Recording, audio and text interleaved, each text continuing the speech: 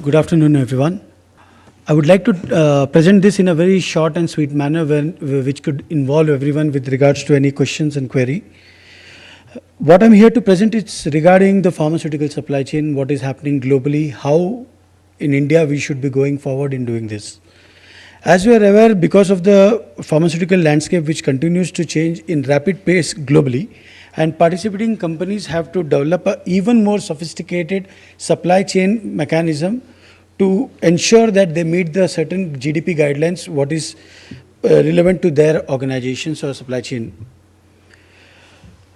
So continuing with that, in order to deal with the ongoing changes in the demography, as well as rising healthcare cost, outsourcing, increased regulatory oversight, growth in generics and biosimilar markets globally, which is happening, as well as security issues, and growth in techno-savvy informed patient population, what we have done is we have placed our offices and depots globally in strategic locations. Whereas in terms of depot, we are talking about clinical trial logistics supply chain depot, wherein we manufacture the kits which is to be distributed to the patients, where the specimens have to be collected. Every country we don't need to have a depot because we can have a regionally depot placed. For example, we have a depot which is in Singapore, which caters to Asia Pacific. Whereas if you go to China specifically, you need an in-country depot where the products has to be manufactured inside and then supplied. So that is the reason we don't need to go everywhere. This is just an update on India pharma industry. India is supposed to be very bullish and fastest growing economy in the world.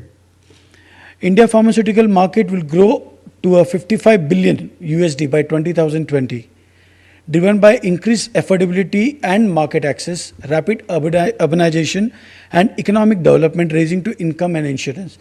Basically, if you see right now, today's stage, every individual, his earning capacity has increased.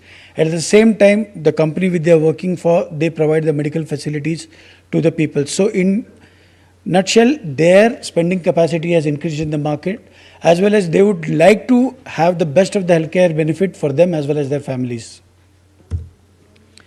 In terms of volume, India will be the second biggest only after US. US is supposed to be the biggest in terms of pharmaceutical volume, and India is going to be the second biggest. Mixed therapies will start to move in favor of more specialty and super specialty therapies, patent products, metabolics, oncology, and anti-infectives, basically. Biologic market will grow at a rapidly to 3 billion USD segment by 2020. Best of the, you can say in terms of diseases is diabetes, as India has the highest population of diabetic patient in the world. So we should be proud of that. Oncology, autoimmune vaccines, as well as CVs.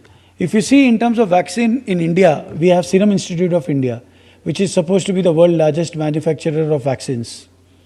7 out of 10 patients across the globe, they use their products, vaccinations actually.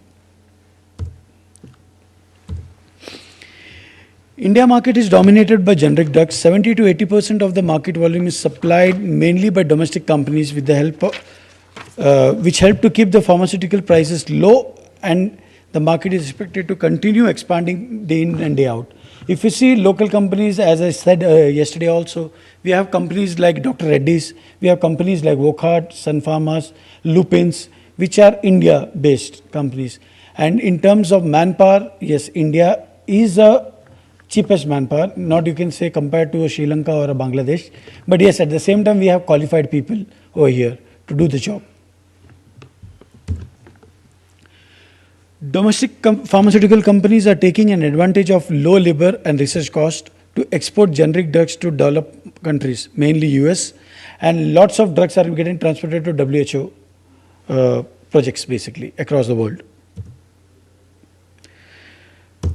Drug Supply Security Act, basically this involves 3 C's: quality, clarity, and compliance.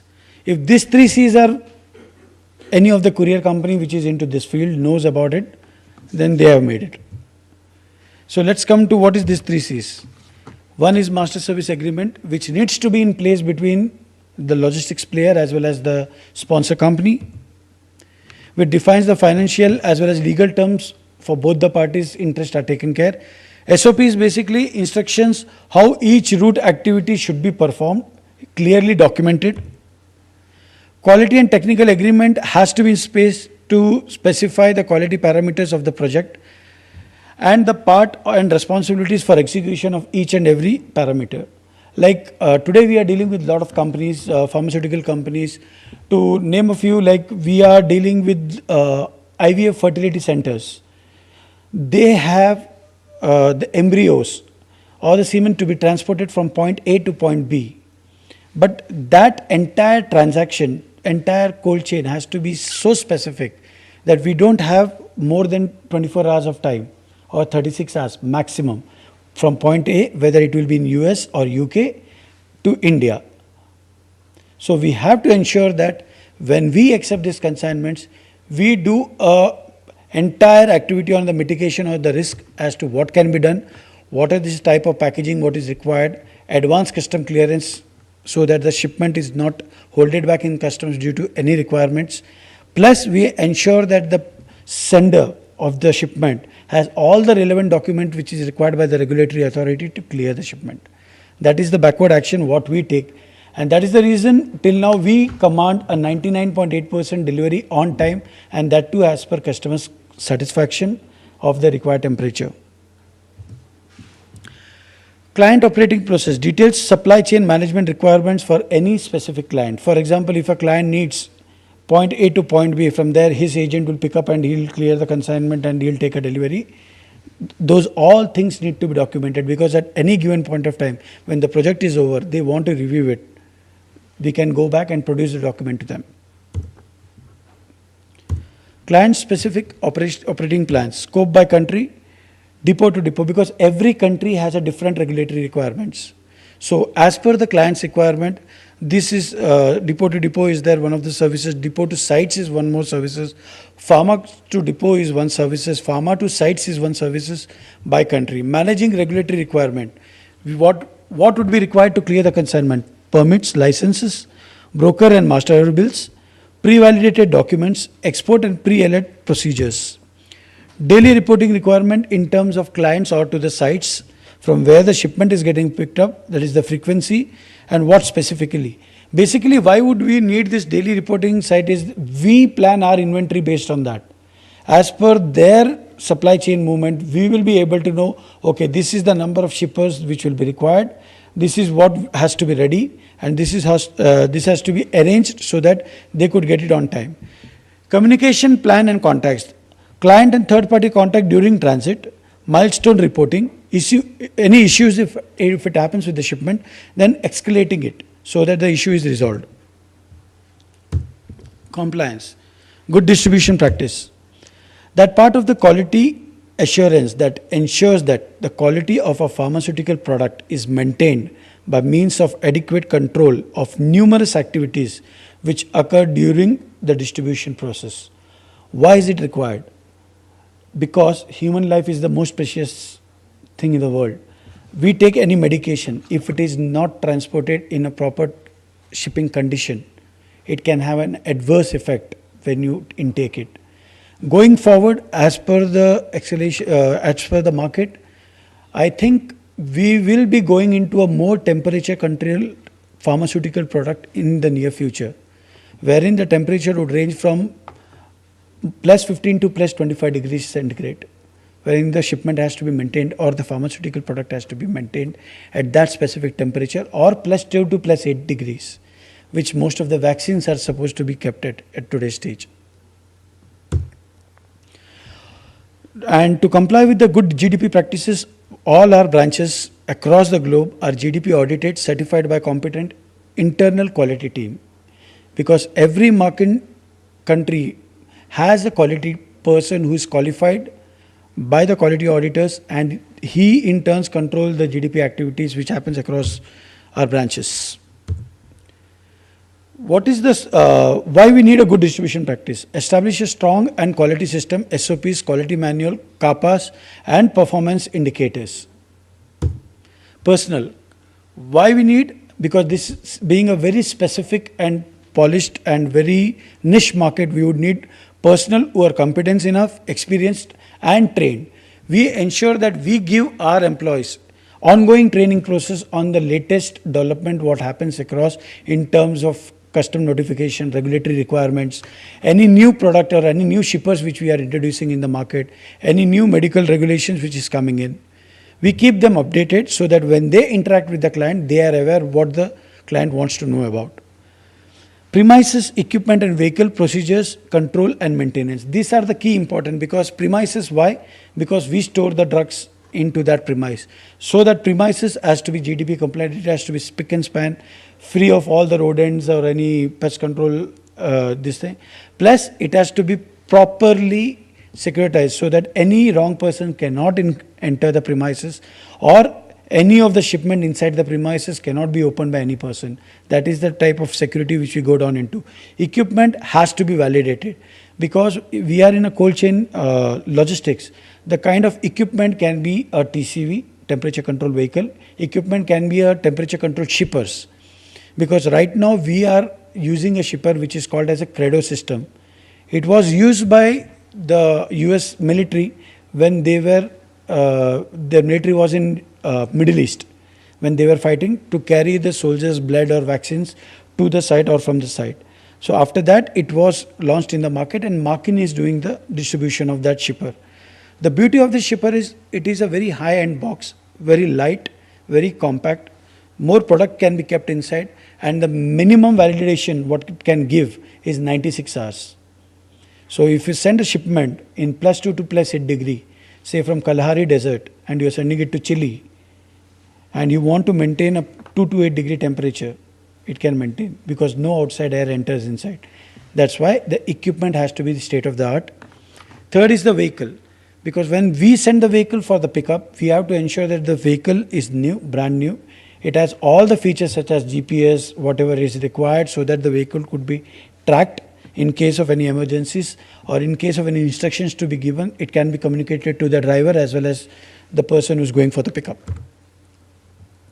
Each and every activity right from the time the pickup is registered till the time the delivery is done to the client, everything has to be documented.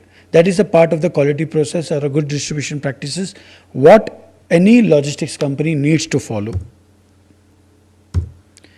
Importance of compliance, guidelines, because complexity of distribution network for medical products, it's priority. Evolution of storage and distribution practice, again that's a priority. Need for tool to assist the distribution and storage activities. Need for tool to prevent falsified medical products entering this legal supply chain because there is a lot of duplicate drug which are there in the market and definitely if given a chance they could enter the market and they could definitely put a risk to a human life. Need for control of distribution chain to maintain the quality and the integrity of the medical products. What I mean to say by this is because there are certain medical products, like even though the weight might be just 1 gram or 2 gram, but the cost of that 1 gram will be somewhere around 50,000 euro to 100,000 euro. So that is the quantity what I'm talking about. So it has to be ensured that if a person is importing that heavier consignment, that big volume of consignment, then and it has to come in say -80 to -160 degree, which is deep frozen. Then we have to maintain, we have to ensure that the chain is activated in such a way, right from the point of pickup till the delivery, there is no disturbance anywhere, whether during custom clearance at the origin or at the destination, till the point of delivery. So we mitigate all the risk which might come in between the supply chain and ensure that the product is delivered as per the client's requirement. What is the goal of doing all this thing, good distribution practice and all? The goal is to quality, safety and efficiency of the product from its source to the patient. And I think that is what we need. This is what Markin does. Shipping lane validation. Markin is the company which I represent. We are a 35 years old company. We are into the field of logistics for 35 years. Only in pharmaceutical supply chain, we don't do any other work. So when we book the shipment, a shipping lane validation is done. Time and temperature sensitive distribution and recall of IMPs, medical devices, comparators, ancillary supplies. Biological specimen, this is the biggest market. We control 70% of the world market, wherein any of the clinical trial which is happening, whether it is an oncology or it is a diabetes or anything for that matter, when the patient is given that medicine, the blood or the urine or anything is extracted from him, right from there to the central lab where it is going for testing, the entire transportation is taken by Marken. Worldwide, we have offices and we have people who are very competent enough in terms of regulatory and trade compliance activities, what is required for transporting a shipment from point A to point B. And in terms of pharmaceutical product API shipments, India, after China, India is also one of the biggest manufacturer of API in the world. And this, we are into the service of this market sector, wherein the shipment has to be transported from the manufacturer site in India. If they are exporting to anywhere else in the world, it has to travel in plus 15 to plus 25 degrees. And these shipments are basically in the tune of 1000 kg plus shipments. And complete GMP compliant depot across the globe. Like we have our own depots in Mexico, in Singapore, in US, in China, in Puerto Rico, and all these places, which are GDP and GMP compliant. Good manufacturing practice. This is one of the latest and the, yeah. When you are compliant with GDP and GMP and you are one of the organizations who needs so much highly skilled pharmaceutical, Yeah. what is the question of security in your organization, in your warehouses and in your depots? See, in terms of security, we have a access control each and every time who enters the premises. There's a logbook which is maintained, and everything is documented as per the ISO guidelines. So that what we have taken a certification from, as well as there's a global policy of who can enter the premise, who cannot enter the premise, what time they have come inside, what time they have gone outside. They have to sign the logbook. There is a CCTV camera which controls all those activities, and it is monitored. Yep. Yeah. No, no. As a company, we are ISO certified. 9001. GDP and all, it is actually done globally. Good distribution practices and all. You have depots everywhere, right? Not in India. We don't have a depot in India. We don't have a depot in India. We have a depot worldwide, but not in India. So generally when you talk about moving these samples or shipments Okay. from point A to point B, how do you move it? What is the ratio? We 99% of the shipment are done only by air. Suppose if it is a domestic, say from Aurangabad to Pune, or say from Aurangabad to Delhi, and the shipment is big, we have a restriction in our Indian airport and all. The airlines cannot accept that type of bulk cargo because it is a passenger aircraft. It is a combi, passenger plus cargo. So we need 100% cargo aircraft, which is not available for domestic lanes. So that is the time we go for a dedicated temperature controlled vehicles, which is picks up the shipment from point A, delivers to the point B. And that temperature is maintained either by the truck, which is temperature controlled, or we have our own shippers, which can maintain the temperature for 96 hours and all. So in case of any disruptions in route, so how do you ensure that? Yeah, good question. Like if there is any problem, for example, the validation of the package is just 96 hours and there is a problem. Generally, what happens across the globe is if a shipment is coming from US into India and or it is going from India to US and it is held in customs in US and we are passing that phase of 96 hours. After 96 hours, that box is zero. It cannot maintain the temperature, what is required to be maintained. So what we do at that given point of time is that internationally, where there is a temperature control room is there in the airport, we move the shipment into that room with the box.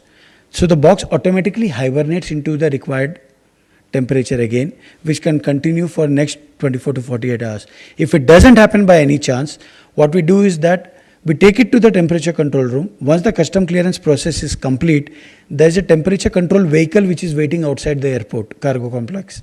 So the shipment is transferred into that and the delivery is done. Yeah.